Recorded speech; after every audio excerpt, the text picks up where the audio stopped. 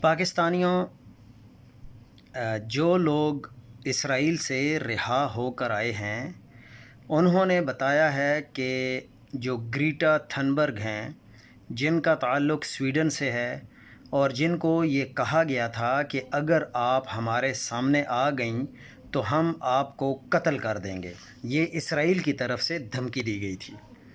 اب ان کا بتانا یہ ہے کہ جو تھنبرگ ہیں ان کو انہوں نے پہلے اسرائیلیوں نے گھسیٹا، پھر اس کے بال کھینچے، پھر اس کو مجبور کیا کہ تم ہمارے جھنڈے کو چومو گی۔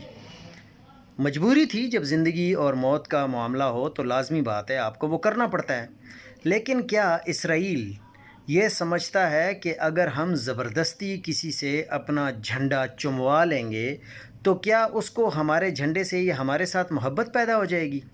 وہ تم سے اور زیادہ نفرت کریں گے، کیونکہ تم پورے فلسطین کی نسل کشی کر رہے ہو۔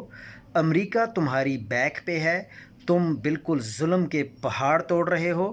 وہ ایک عام ملک کی شہری نہیں ہے، وہ سویڈن کی شہری ہے۔